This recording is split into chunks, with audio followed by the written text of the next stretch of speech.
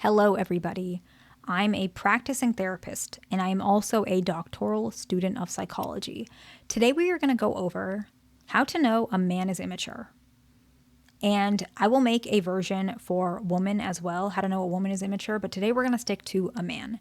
And part of the reason I wanted to make this video is because a lot of people think that they're dealing with somebody who's avoidantly attached or somebody who is unattracted to them. But sometimes it's just immaturity.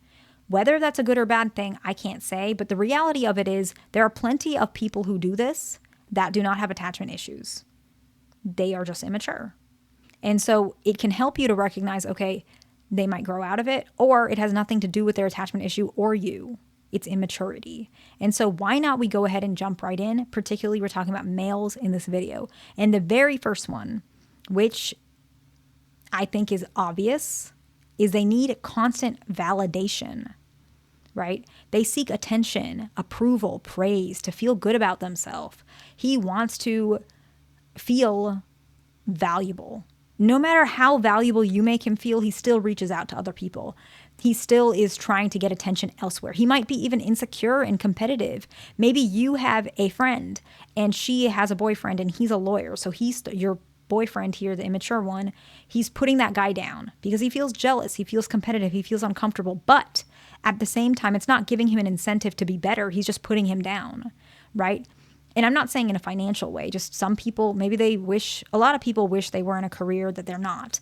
I'm very blessed. I'm in the career that I wanted to be in, but I know a lot of folks, maybe they wanted to go into law, but they ended up not being able to for whatever reason. So maybe this guy that he's competitive over has everything that he's ever wanted. Instead of admitting, you know what, my life turned out this way and I can appreciate that. Or you know what, that gives me the desire to maybe go into law school or whatever it is. He doesn't do that. Instead, he's competitive. He's jealous. He's looking for validation elsewhere because somewhere inside he doesn't feel good enough. Now, a lot of people think, okay, if somebody does this, that means they're avoidant. No, it doesn't. Okay. A lot of avoidants do not do this. I have worked with so many of them, hundreds, and many of them do not do this. They don't look for approval and validation elsewhere. Some do, but so do some anxious, some fearful, even some secure if they're immature, especially if they're younger. It's not really attachment focused. However, if your partner is an anxious male or a fearful avoidant male, sometimes what he's doing is he's looking for validation because he feels insecure in the relationship. Okay. I'm not saying this is good or bad, but I am saying it means that actually if you tell him or ask him, hey, are you feeling like I'm not giving you enough? What's going on? And he can answer and say, to be honest, you've been distant and I didn't know how else to say it because I didn't want you mad, whatever it is. Maybe you're an avoidant, right? And so he feels like he's not allowed to ask certain things. And maybe he's like, because I wanted to give you space, but I didn't realize that I need attention. I'm feeling lonely. It's not an excuse, but it is a reason. And now you know how to fix it. Okay. You can say, okay, next time tell me because I did not appreciate that. And, my trust is broken or X, Y, and Z, whatever it is, whatever happened. But you can still say, I hear what you're saying. Okay. Thank you for telling me. Next time, just tell me directly. And I'm going to try and give you more attention, but I don't want this to happen again. Like you can still put your boundary, but understand what's going on. That's just specific for attachment issues. But constant validation, if that doesn't help it, then it could be a sign of immaturity, right?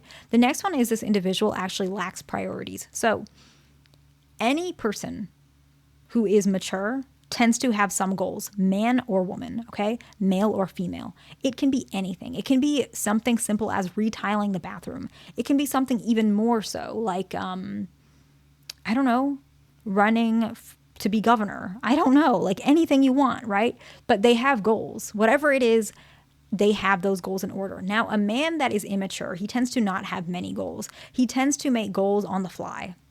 So for example, let's say, I don't know, you guys broke up and then you got back together. Now he's trying to, I don't know, get some goals in order because he feels bad about what happened. So now maybe he's trying to be a firefighter or whatever it is. That gives him an incentive, but it doesn't necessarily show that inwardly he understands why he has to do what he has to do. It's a struggle with his own maturity. He doesn't see goals as something he desires. Maybe he sits around and doesn't do much.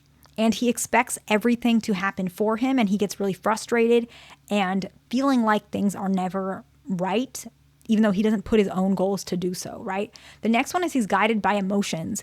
Men and women, but men they tend to be guided with their emotions when they are immature, and they don't realize this is not healthy.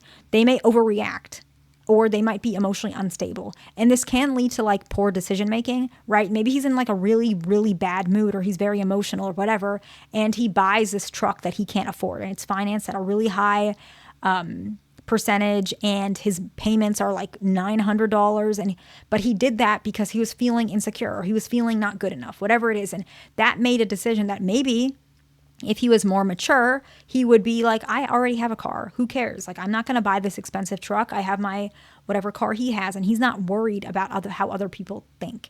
And he's not guided with those emotions. Let's say you said something that you didn't mean by accident, and he took it like really far. He holds on to it forever, and he never forgets it, and he holds it over your head. Instead of processing that he felt really embarrassed by what you said, or recognizing you didn't mean it like that, he holds on to it because he's struggling so much with regulating his emotions, right? And you can start seeing this because sometimes what happens is they might be unwilling to move past like previous issues that happened in other relationships. Maybe his ex-girlfriend cheated on him.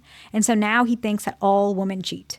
And he's so angry at like women who might look like they're cheating, or he really believes that women shouldn't dress a certain way. And so he's taking it out on like the entire population when it was just like one person, right?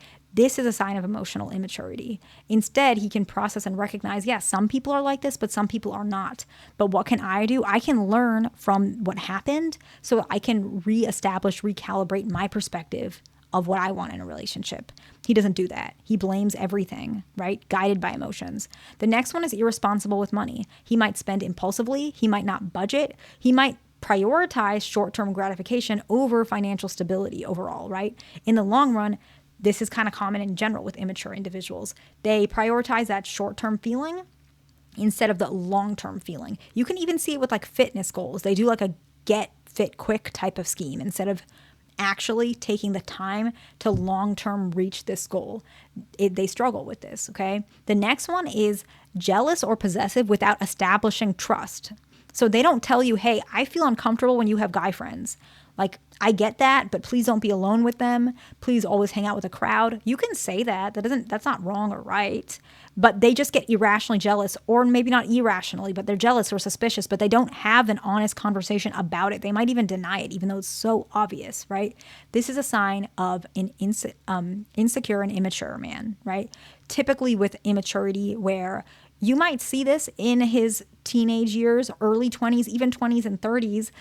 Unfortunately, I have even seen men who are in their 50s and 60s do this. However, most of the time you're going to see younger men, okay? And it's not like it's permanent. As they heal, as they learn, they can change. I'm just telling you what it is, okay? The next one, I think, is definitely something that a lot of people run into and they don't know what it is, and I'll explain it, okay? An immature man, sometimes they might be jealous or possessive, but refuse to do something about it. So let me explain. Instead of, let's say that he put you in the friend zone or whatever, and no romance. So it's not like a romantic relationship without a label. Avoidants do that sometimes, but that's still a relationship. They just don't label it as one, but it still is a relationship. I'm saying this one is not a relationship, okay? It's a friend zone, and there's no romance, whatever, but they're still jealous when you talk to guys. Okay, so if you're jealous, most mature men say, okay, I like this person. Let me go ahead and commit to her. Or let me tell her, hey, I'm not ready for a label, but I do want a romantic relationship with you. What can we do to meet us both? Because I'm starting to realize I don't like seeing you with other men, and I bet you don't like seeing me with other women. So let's meet in the middle so we can get to this, because I do want to be more serious with you, right? A mature man can have that conversation. And if you walk out because you didn't want you want the label, mature men accept that. They accept that possibility. Immature men do not. And so they deflect all those fears that they're having and just bottle up their jealousy, okay? The next one is that they make everything into a joke. Now, humor is good. And some people do this and it's not an immature reason. Sometimes it's even a trauma response. So this one you got to be really careful, because actually a lot of people with PTSD do this, honestly, because they are so used to avoiding their feelings, or if it's to the point where they're afraid certain things might create flashbacks or nightmares. They might do this to offset those memories. And so that's completely different. So please don't get that confused, because that's a different thing completely.